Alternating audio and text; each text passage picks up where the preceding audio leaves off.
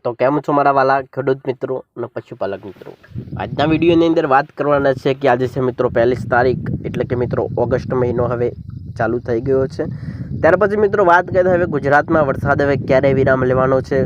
જે દરિયાની જે અરબી સમુદ્રની વાત કરું તો મિત્રો અરબી સમુદ્રની અંદર સિસ્ટમ છે તે બની રહી છે કે નથી બની, હવે મિત્રો વરસાદનો રાઉન્ડ હવે ક્યારથી આવવાનો છે તેની સંપૂર્ણ માહિતી છે તે આજના વિડીયોની અંદર આપી દેવાના છીએ। ત્યાર પછી મિત્રો ઓગસ્ટ મહિનાની જો વાત કરીએ તો ઓગસ્ટ મહિનામાં વરસાદ કેવો રહેવાનો છે, વરસાદની તીવ્રતા કેવી રહેવાની છે અને કયા વિસ્તારોની અંદર ભારે વરસાદ અત્યંત ભારે વરસાદ છે તે બધો વરસાદ પડવાનો છે। આ વર્ષે વાત કરીએ તો મિત્રો ગુજરાતના જે મિત્રો જે 100% ગુજરાતની અંદર વાત કરું તો મિત્રો ગુજરાતમાં હજુ સુધી 57 થી 58% સુધીનો વરસાદ છે તે નોંધાયો છે ને અમુક જિલ્લાઓની અંદર તો મિત્રો 12% પણ વરસાદ નોંધાયો છે અને અમુક જિલ્લાઓની અંદર તો મિત્રો 50% સુધીનો ઉપરનો જે વરસાદ છે તે પણ નોંધાઈ રહ્યો છે।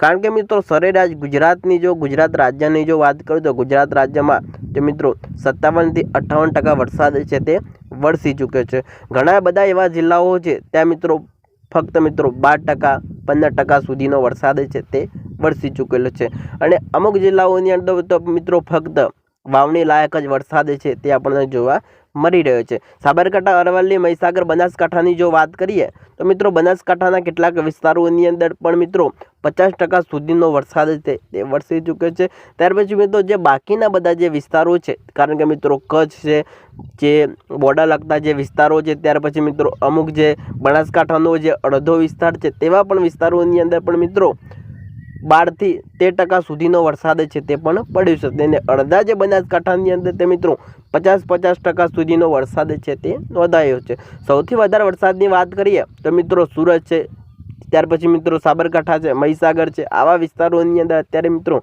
50% સુધીનો વરસાદ છે તે વરસી ચૂક્યો છે। આવનારા દિવસોની અંદર હવે ઓગસ્ટ મહિનાની અંદર હવે છે તે મિત્રો આજે છે 1 તારીખ, ઓગસ્ટ મહિનો છે ચાલુ થઈ ગયો છે। હવે મિત્રો 1 તારીખથી 10-11 તારીખ સુધી હવે વરસાદની કોઈ પણ શક્યતાઓ છે તે વ્યક્ત નથી કરવામાં આવેલી, કારણ કે મિત્રો 1 તારીખથી 10 તારીખની જે હવામાનની અપડેટ પ્રમાણે જો વાત કરું તો હવે મિત્રો ધીરે ધીરે આપણને જે વાદળછાયું વાતાવરણ છે તે જોવા મળી રહ્યું છે। કારણ કે મિત્રો અમુક જગ્યાએ મિત્રો વેરા ઝાપટા છે તે આપણને જોવા મળી શકે છે, કોઈ જગ્યાએ મિત્રો છૂટા જવા હળવાથી મધ્યમ ઝરમર ઝાપટા છે તે જોવા મળવાના છે। હવે મિત્રો ભારે કે અતિ ભારે કે અત્યંત ભારે વરસાદ હવે કોઈ પણ જગ્યાએ છે તે નથી પડવાનો, અમુક ગ્રામ્ય વિસ્તારોની અંદર એકાદું ઝાપટું છે તે આપણને જોવા મળી શકે છે। હવે મિત્રો જે વાત કરીએ તો 1 તારીખથી 10 તારીખ સુધી હવે મેઘરાજા છે તે વિરામ લેવા જઈ રહ્યા છે ને ત્યાર પછી મિત્રો જેમ મિત્રો જે દરિયાની અંદર સિસ્ટમો બનશે તેની તમને અપડેટ છે અમે તમને આપતા રહીશું। 1 તારીખથી 10 તારીખ સુધી હવે વરસાદની કોઈ શક્યતાઓ છે તે વ્યક્ત કરવામાં નથી આવી, કારણ કે મિત્રો જે વાદળછાયું વાતાવરણ રહેવાનું છે, કારણ કે મિત્રો જે અમુક જે વાદળો જે ભેજના કારણે અમુક જગ્યાએ મિત્રો છૂટા સ્તરે ભારે ઝાપટા છે તે નોંધાઈ શકે છે। હવે કોઈ જગ્યાએ મિત્રો અત્યંત ભારે વરસાદ, અતિ ભારે વરસાદ આપણને ક્યાંય પણ જોવા નથી મળવાનો। 10, 11, 12 તારીખથી કોઈ પણ જો દરિયાકાંઠે સિસ્ટમ બનશે તો તેની માહિતી અવશ્ય આ ચેનલની અંદર છે તે જરૂરથી મૂકવામાં આવશે। તો ચાલો આજના વિડીયોની અંદર આટલું જ, ફરી મળીએ નવા વિડીયોમાં નવા એક સરસ ટોપિક સાથે।